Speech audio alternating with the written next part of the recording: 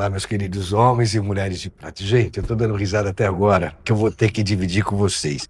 Essa mineira, que eu não sei como que ela consegue fazer tanta coisa, essa mulher incrível que se dedica a cada minuto da sua vida a levar o melhor através da tecnologia para as pessoas que estão passando dos seus 40, dos seus 50 e pensando no seu futuro, dos 80, 90, 100. Doutora Maria Mello. Posso chamar de doutora? Porque ela fica meio brava quando chama de doutora Fica a também. seu critério. Uhum. Ela é uma empreendedora, uma cientista, uma pesquisadora e ainda mais amada do que sempre foi. Porque eu vejo como as pessoas a respeitam, se dedicam tempo a falar com ela. Eu fui indicado, né? Ela foi indicada para mim, para uma pessoa muito querida, e eu não tinha ideia do como é bom falar com ela. Como essa mineira é engraçada e como ela tem conteúdo para dividir, principalmente nos institutos que ela participa, nas entidades que ela dirige e nos projetos dedicados à tecnologia, à longevidade. Maria Mello, minha querida doutora Maria Mello, seja muito bem-vinda aqui. Eu quero saber de tudo. Pois não. Até da história da televisão que você me contou que você não tinha televisão na sua vida. Quero saber de tudo. Assim, te agradeço demais as palavras e me sinto lisonjeada e emocionada.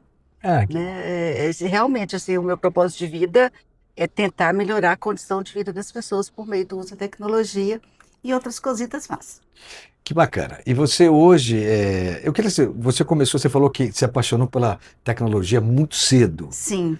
Como é que é essa história, você na fazenda, pé descalço e de repente tem uma sumidade, uma referência? É o seguinte, eu fui criada numa fazenda onde, no interior de Minas, no centro-oeste de Minas. Qual o nome?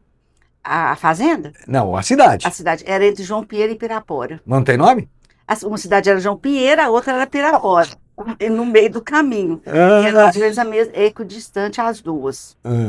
Na beira do Rio Paracatu, que é um afluente de São Francisco. E a gente lá não tinha energia elétrica e não tinha tecnologia. E quando eu tinha mais ou menos 7 para 8 anos, nós mudamos para Belo Horizonte para a gente estudar. Eu tenho uma irmã gêmea. E foi aí que eu comecei a ter contato com tecnologia. Eu lembro de quando a gente começou a usar a televisão, eu ficava impressionada com a televisão. E meu pai gostava muito de cinema e ele já era idoso. Acho que eu não te contei isso. Quando eu nasci, no mesmo ano, meu pai teve 2 filhas, que eu sou gêmea, um neto e um bisneto. Então, 4 gerações.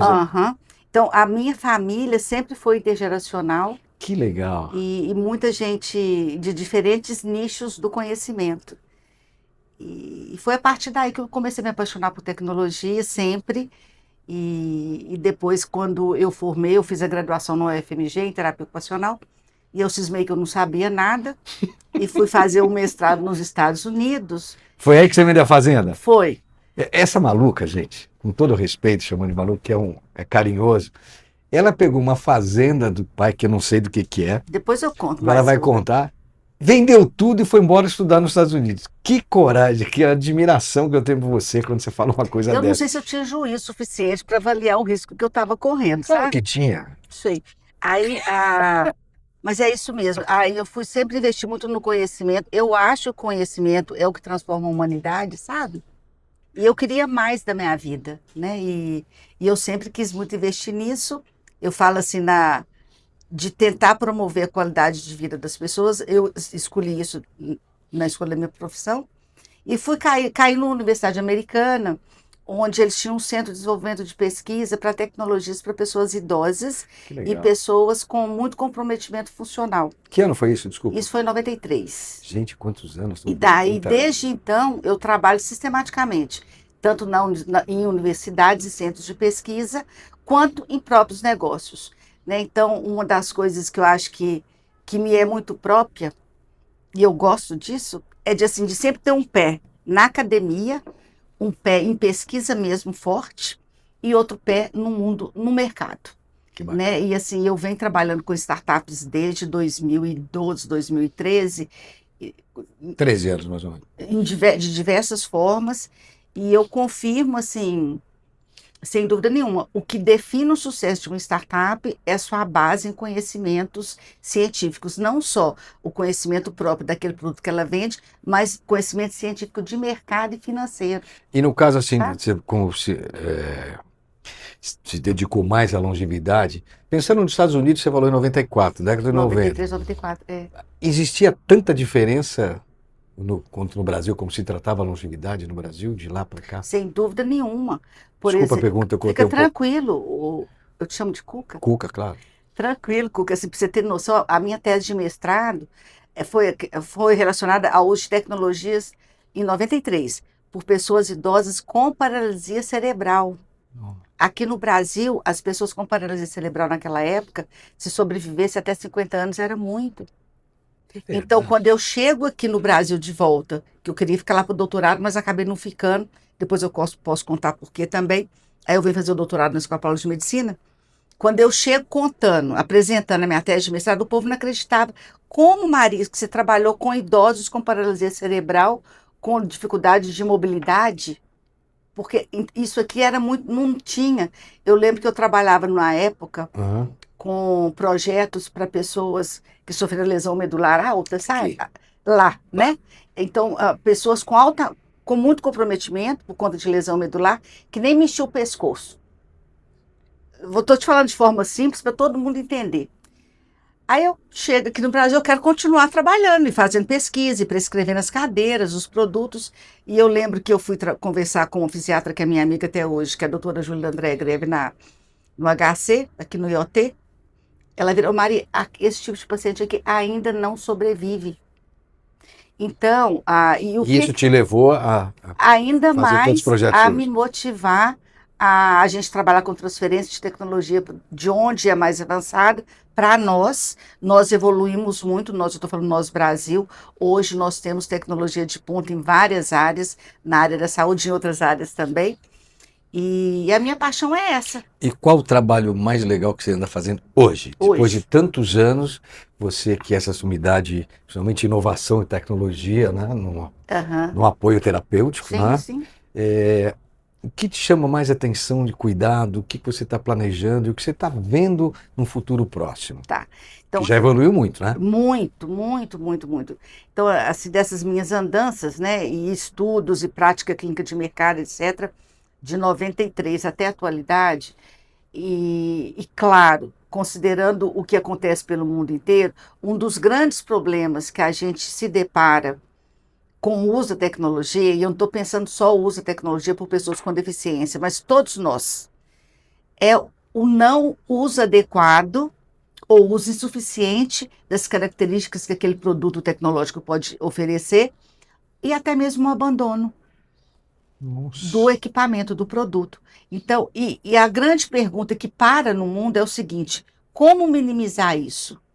O que fazer para buscar uma convergência entre a necessidade da pessoa e a solução tecnológica que ela vai ter?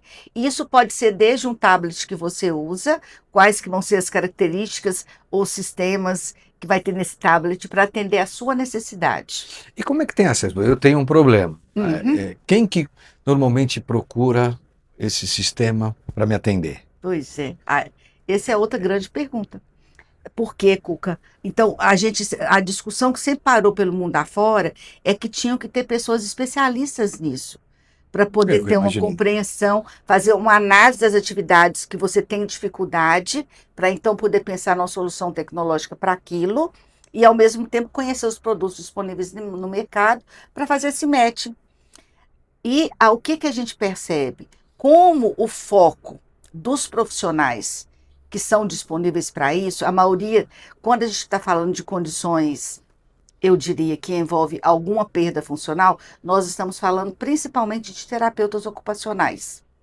Embora tenham outras categorias profissionais que também atuam nesse sentido, que pode ser um médico, um fisioterapeuta, um fonoaudiólogo, o gerontólogo, assistente social, às vezes, e mesmo, às vezes, engenheiros também trabalham nesse sentido.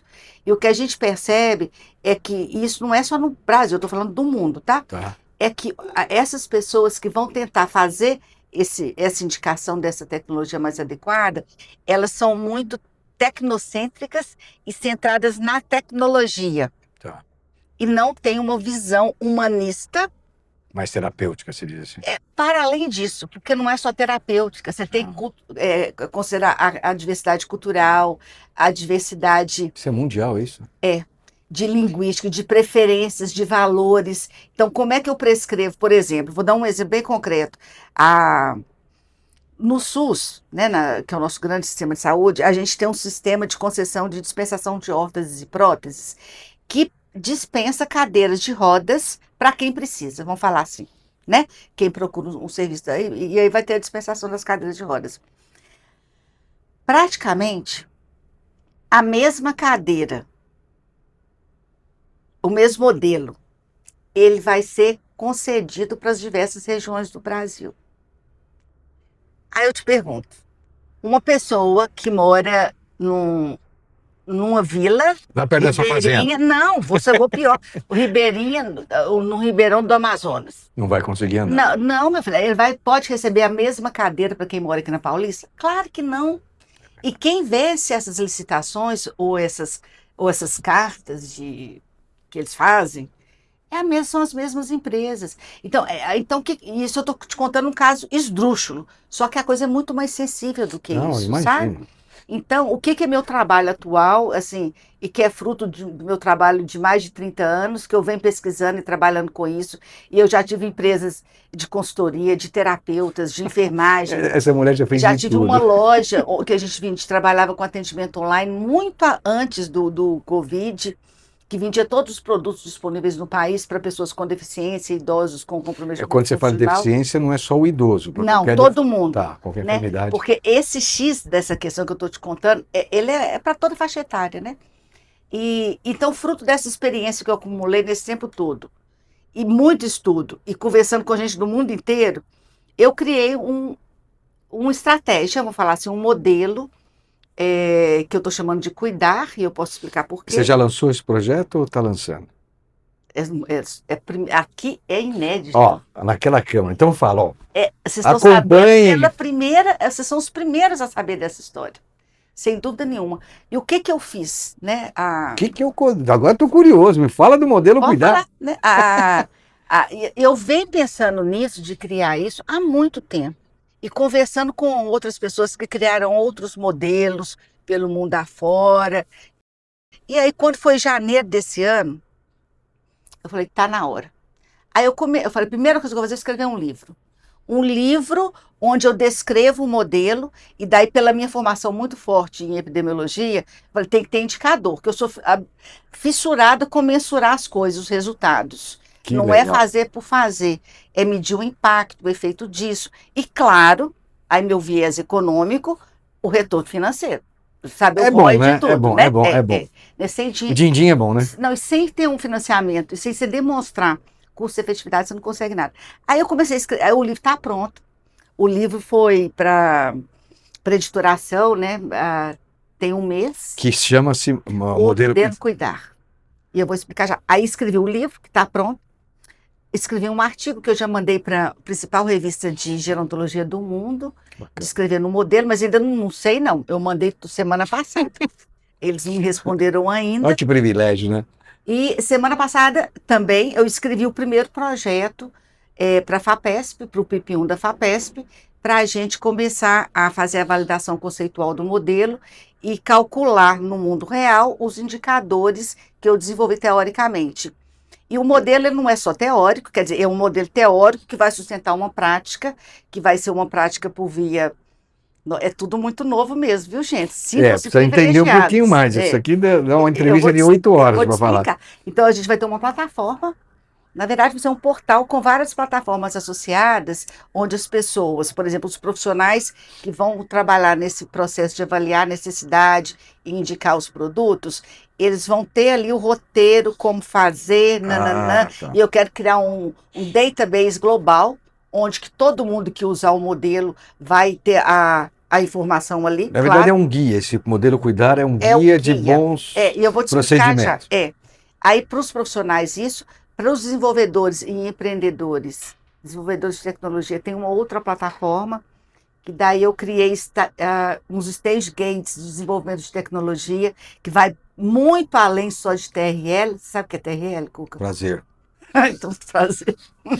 TRL, gente, é uma forma de classificar o nível de desenvolvimento tecnológico, que é o mais usado, que vai de 0 a 10. Só que eu associei 2 outros, um eu inventei, porque não adianta só o nível tecnológico e o nível de maturação do produto para colocar no mercado, né? Então, tem um guia também para os desenvolvedores, para você quiser abrir um negócio nessa área também vai ter, então tem essa plataforma. Tá. Vai ter uma outra plataforma que é de uso gratuito, que são para as pessoas idosas, ou as longevas, ou de qualquer faixa etária que queiram usufruir dos benefícios que vão ser gerados. E uma outra que vai ser a academia, onde nós vamos formar os profissionais, formar e produzir conhecimento nessa história. Como é que as pessoas têm acesso? Ainda não tem, não. Não tem, mas Não. vai ter através da Vai plataforma. ter, E em que faixa etária normalmente a gente pode... Opa, fiquem esperto. Tá. A gente está pensando em... Porque o que eu vou fazer agora? Agora eu estou criando, antes de vir para cá mesmo, eu estava criando propostas para a gente começar a implementar pilotos dessa metodologia em organizações que fazem assistência domiciliar e gerenciamento de casos crônicos pelo Brasil. Então, eu vou começar trabalhando muito com o núcleo fechado, com o grupo mais fechado, para ampliar só quando eu tiver mais certeza, mais segurança da efetividade clínica disso. E daí uma coisa que eu não falei, que eu acho que é importante falar, por que chama cuidar? Você não me perguntou, Cuca? Eu queria saber do modelo cuidar. Você não perguntou. O cuidar, então. Escuta, me fala sobre o cuidar. Por que cuidar? Eu queria perguntar isso aqui, estou louco para perguntar para você. Olha que coisa boa, né? Então, o modelo cuidar chama cuidar por quê? O CIU é de ciência e universalidade. Então, são os 2 pilares. O primeiro é ciência pura mesmo, muita. Então, eu faço uma revisão de praticamente tudo que existe pelo mundo afora e crio isso. E o U é de universal. Né? Então, parto de princípios que possam ser aplicados em qualquer lugar do mundo. Né? Desde Congo até Suécia. Sabe? Os princípios são universais. Chutou alto, lá de baixinho no mais top. Né? Mas chutei e estudei com profundidade, sabe? Para tentar bacana, né? Claro, esses princípios que são universais da humanidade. Sabe? Que pode ser desde uma tecnologia básica. Isso é uma coisa legal que você comentou. Você pensa na humanidade, não em bicho. Claro. É muito bacana. Pensar na humanidade. E não é só em mim, né? Porque eu não vou dar conta de acabar de validar esse modelo todo antes de eu morrer. Eu tenho mais do que uns 30 anos, né? Que tenha 50. Eu não acho que eu não chego nos 110, não, mas, né? Acho não. Então, o C e o é o C de ciência, o de universalidade, o I é de inclusão. E quando eu falo de inclusão, é de inclusão mesmo, de todas as categorias socioeconômicas, das diversas questões culturais, tudo, inclui todos. Então, de usar os mesmos princípios e criando indicadores do quanto que o uso daquela tecnologia, ela promove inclusão. E nessa plataforma vai ter essa informação? Tudo, e tudo calculado com fórmulas matemáticas. Então tá. Então nós já estamos no CUI, né? Agora é o D, de diversidade. Você pensa em diversão? Não, menino, não pensei nisso, acredita? Eu pensei foi em dignidade e diversidade. E diversão faz parte. Na outra edição do livro eu vou pensar na diversão. Põe by Cuca. Eu ponho, pode deixar. Eu respeito bem os outros, os colaboradores. Mas vai, e aí? Então o D de dignidade e diversidade. E é o que eu te falei, transita pelo mundo todo. O A, agora o A, você não... O que é o A? Amor. Você acredita? O que mais pode ter nessa relação? Foi o primeiro que pensou amor, e amor baseado... A base de tudo. Tem uma coisa melhor. Melhor ou igual? Respeito. E gentileza. Pois é, nossa senhora. Você leu o modelo? Eu te mandei ele antes. Não, nem sabia. Porque o amor, ele é fundamentado na filosofia inaciana de Santo Inácio de Loyola e de Santo Agostinho. E eu não sei se o senhor sabe, mas os dois, né? É que o papo ficou sério. Os dois, né? Eu falo assim, os dois, Santo Inácio e Santo Agostinho, um é justamente o respeito ético-humanístico, sabe? Que você falou aí, né? E o outro é o do cuidado profundo. Então, a relação do profissional, ou seja, você que é o dono da Apple, Você não vai Eu desenvolver... não sou não. Não estou brincando, né? Imagina. Você não vai desenvolver uma tecnologia sem considerar esses princípios, sabe? Hoje as pessoas às vezes esquecem de coisas simples. Respeito, gentileza, nas coisas que mais está se perdendo no meio do caminho, com essa tecnologia toda. E tem uma frase assim de Santo Agostinho que fala da gentileza mesmo, sabe? Então, por isso que eu tô achando que você leu o negócio lá, Minha né? mãe falava, gentileza Aham. abre qualquer portão e coração. Sim, sim, exatamente. E o quanto que é gentil incluir isso na vida da pessoa ou não. Que passa por esquecido assim, de repente. Exatamente. Nossa, que delícia, eu queria Agora, falar com calma, você. ainda tem o R. Tá, é o R. O R é dos resultados. Aí vem minha obsessão pelas mensurações.